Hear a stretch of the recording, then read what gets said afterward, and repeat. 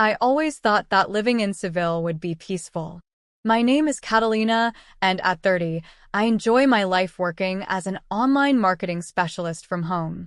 The house I live in was a gift from my uncle, a gesture I deeply appreciated.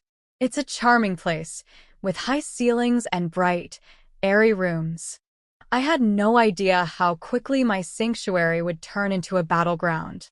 It all started about a year ago. I was in the middle of a project, carefully crafting an ad campaign, when the doorbell rang. I wasn't expecting anyone, so I hesitated before going to answer. To my surprise, there stood my parents, Marta and Juan. They looked rather distressed. "Catalina, we need to talk," Marta said as she stepped inside, her voice tinged with worry. "Sure, what's going on?" I asked, trying to gauge their mood. My parents had been facing financial trouble ever since our old family home started falling apart. Renovations were far beyond their budget, and their income couldn't keep up with the rising costs. One looked around the house, and before long, he said, "This place is enormous. It seems like a waste for you to live here alone. Why don't we move in?" I was stunned. "Wait, what? You can't just decide to move in here without talking to me first. I have my own life and work to consider." Marta chimed in, "Well, your father and I don't have a place to go. We've already sold our house. This one is perfect for us." I felt my heart sink. But this house was given to me by Uncle Luis. He told me I could use it as I please. Juan's face turned red with frustration. "Luis gave you this house. You didn't even ask for it. You took advantage of the situation." "That's not true," I retorted. "I simply had a conversation with Uncle Luis, and he offered it to me. It wasn't some scheme." Despite my protests, my parents had already made up their minds. They planned to move in the very next weekend. Reluctantly, I agreed to let them stay, but only because I couldn't just leave them without a place to go. The day they moved in was chaotic. Boxes were everywhere, and my parents seemed to be in a perpetual state of discontent. They began to criticize my lifestyle immediately. "Catalina, you're already 30. Don't you think it's time to consider settling down and getting married?" Marta asked one evening as we were unpacking. "I'm happy with my work," I replied, trying to keep my cool. "I don't need a husband to validate my choices." "Look at your sister, Isabel," one said. "She's married and working for a company. You could learn something from her." I sighed. Isabel's life isn't perfect either. She's just a temp in a dead-end job. I may not have a conventional career, but I'm successful. Marta's eyes narrowed. "At least she's trying to build a family. You just sit at home and mess around on your computer." Their words cut deep, but I tried to brush them off. I knew that their generation didn't fully understand the nature of remote work, but their constant belittling was hurtful. Then, things got worse. Isabel, my younger sister, showed up unannounced one day, carrying a suitcase and looking as disheveled as ever. "Catalina, hi. I've come to stay," Isabel announced without preamble. "Wait, what's going on?" I asked, bewildered. "I'm going through a divorce and need a place to crash," she explained. "So, I'll be staying here from now on." Before I could say anything, Isabel headed upstairs and claimed one of the guest rooms. My frustration was mounting. Not only was I now sharing my home with my parents, but Isabel's unexpected arrival made things even more stressful. The tension in the house grew. Marta and Juan's constant comparison of me to Isabel was unbearable.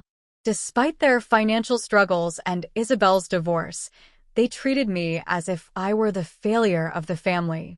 To cope with the stress, I decided to adopt a pet. A friend of mine had a Persian cat named Luna that needed a new home. Luna was the sweetest little creature, and I hoped she would bring some comfort to my increasingly chaotic life. When I brought Luna home, my parents and Isabel were initially skeptical. "A cat? Really, Catalina?" Isabel asked, looking disdainful. She's a great companion, I replied, ignoring the judgment in her voice. Besides, she's my responsibility, not yours. The family's attitude towards Luna softened once they met her. They couldn't resist her soft fur and gentle purring, but the peace was short-lived. One afternoon, while I was busy working, Luna had a little accident on Isabel's clothes. Isabel's rage was explosive. Catalina, how could you let your cat do this? These were my favorite clothes. I tried to explain that Luna was still adjusting to her new home and that accidents happen, but Isabel wasn't having any of it. This is your fault. Pay for the cleaning or else. The confrontation left me shaken. I didn't know what to expect next. The tension in the house was now unbearable. As the days passed, the hostility continued to grow, and it seemed like every action I took was met with criticism. The situation at home was becoming unbearable. It felt like every day brought a new challenge, and I was struggling to keep up. Isabel's anger over Luna's accident only marked the beginning of the tension. One evening, as I was working on a new marketing campaign, Marta barged into my office. "Catalina, we need to talk," she said, her voice dripping with irritation. I looked up from my computer, weary. "What's it about this time?" "It's about Isabel's clothes," Marta began. "She's been complaining nonstop. She's asked for compensation, and I think it's only fair." I felt a surge of frustration. I've already explained that Luna is still getting used to her new environment. Accidents happen. I'm not responsible for replacing Isabel's clothes. Juan, who had been standing in the doorway, nodded in agreement. "Catalina, you should have been more careful. It's not like we can afford to keep replacing things." I tried to remain calm. I don't have the money for that. And honestly, Isabel should be more understanding. I'm already doing my best to accommodate everyone. Their criticism didn't end there. Isabel, who had overheard our conversation, stormed into the room. "You think you're so superior with your fancy job and your big house. But this is about respect, Catalina. I'm not asking for much, just a little consideration." My patience was wearing thin. "Respect goes both ways, Isabel. I've put up with more than I should have already." Days passed, and the hostility in the house continued to escalate. Every small issue became a major argument. Isabel seemed determined to find fault with everything I did. Even the smallest of mistakes were magnified into huge problems. Then came the turning point that pushed everything over the edge. One night, as I was preparing dinner, I heard Isabel arguing with my parents in the living room. Their voices were raised, and the conversation was quickly turning ugly. Curious and anxious, I walked into the room. "What's going on?" Isabel's face was flushed with anger. "Catalina's cat soiled my clothes again. I've had enough. She needs to get rid of that animal." My heart sank. "Isabel, it was one accident. Luna's still adjusting. Can't you be a little more patient?" Juan jumped in, his voice firm. "Catalina, this isn't just about the clothes. It's about the fact that you've been neglecting us. We're living here too, and you need to take responsibility." The argument grew heated, and before long, Isabel and my parents were demanding that I and Luna leave the house. "We're not comfortable living here with your cat," Isabel said, her eyes blazing. "Either the cat goes or you do." My shock turned to anger. So now I'm being kicked out of my own home? Because of a minor issue with Luna? "Yes," Marta said sharply. "It's not just about Luna. It's about how you've treated us. You've been ungrateful and inconsiderate." I was devastated. The house that had once been my sanctuary was now the source of my misery. I knew I had to make a decision. The idea of letting my family dictate my life was unacceptable. I had been pushed too far. That night, I lay awake, my mind racing. I knew I had to take action. I couldn't let my family's entitlement and disrespect drive me out of my home. I needed to reclaim my independence. I decided to contact Uncle Luis. I dialed his number and waited for him to pick up. Catalina, how are you? Uncle Luis's voice was warm but tired. Hi, Uncle Luis, I said, trying to keep my voice steady. I need your help. I want to discuss the house. There was a pause on the other end. What's the matter? I took a deep breath and explained the situation. My parents and my sister have moved in, and things have become really difficult. They've now demanded that Luna and I leave. I don't know what to do. I'm sorry to hear that, Uncle Luis said sympathetically. If you want, I can officially transfer the title of the house to you. You can do what you need to do. The offer was a lifeline. Yes, please. I think it's time I made some changes. The next few days were a whirlwind. I worked with Uncle Luis to get the paperwork in order.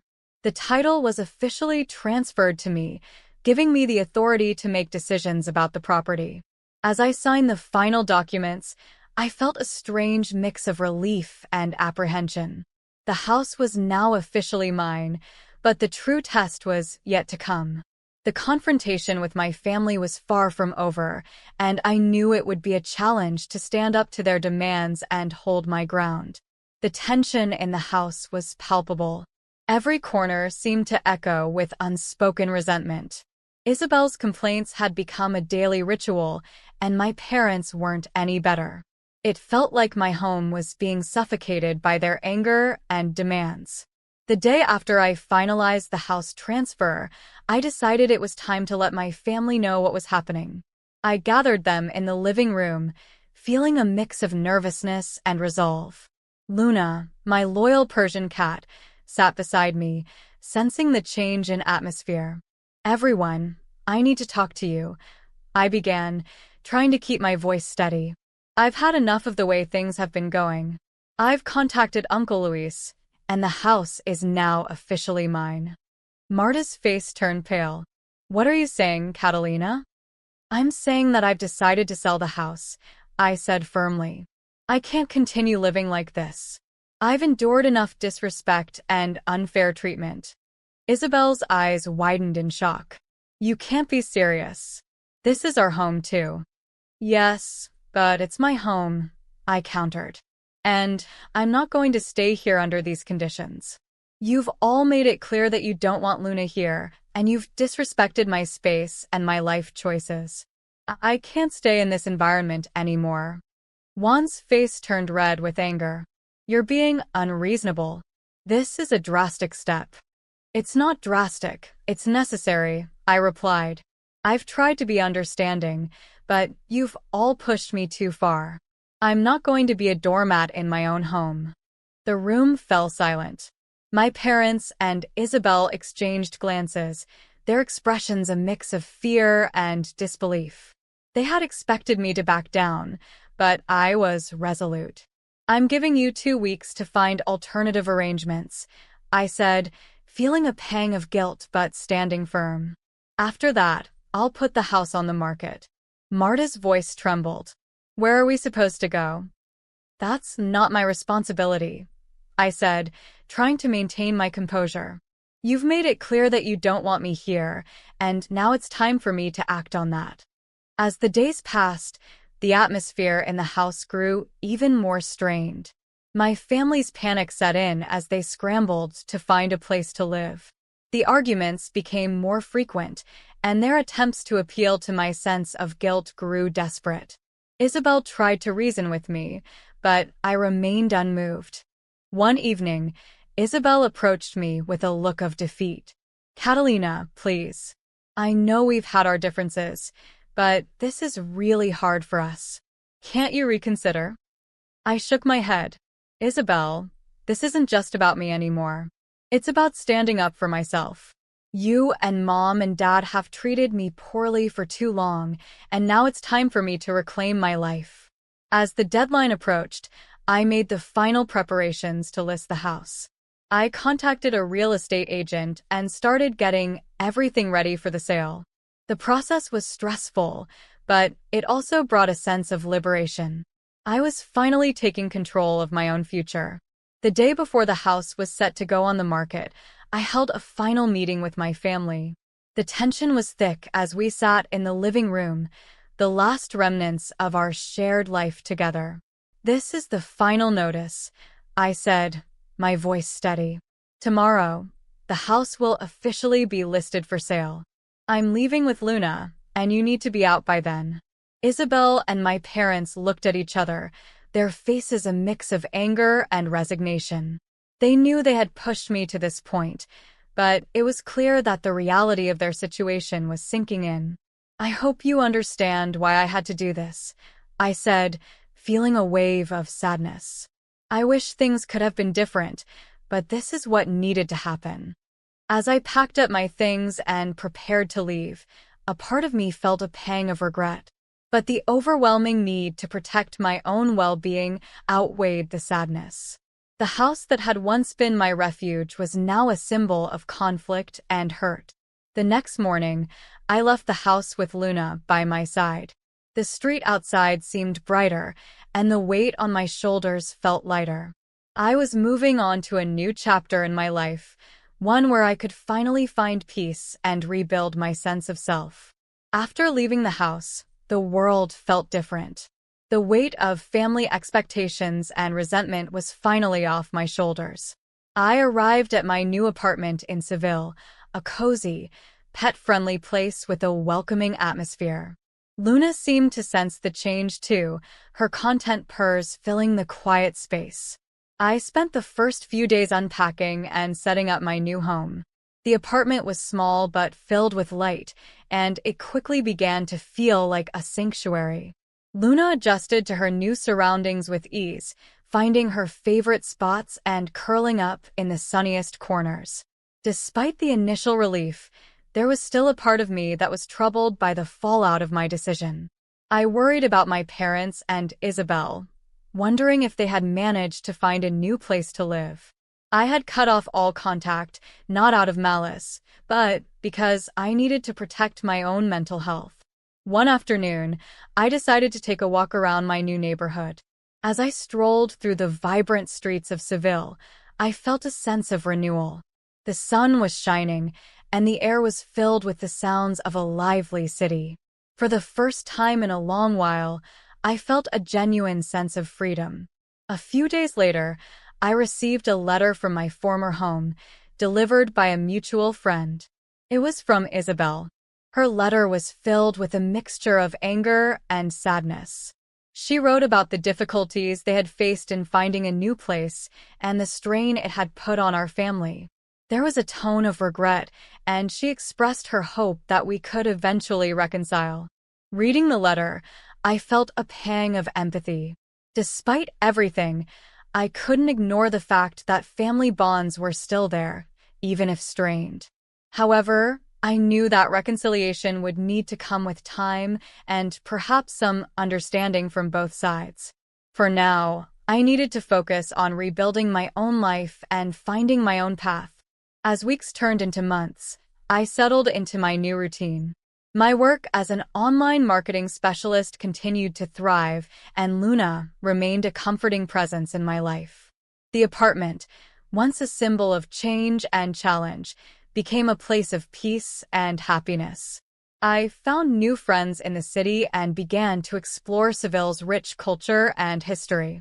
My life was beginning to flourish in ways I hadn't imagined. I also started volunteering at a local animal shelter, finding joy in helping other pets and their owners. Reflecting on the journey, I realized that my decision to take control of my life was the right one. It wasn't just about revenge. It was about reclaiming my sense of self and finding a way to live authentically.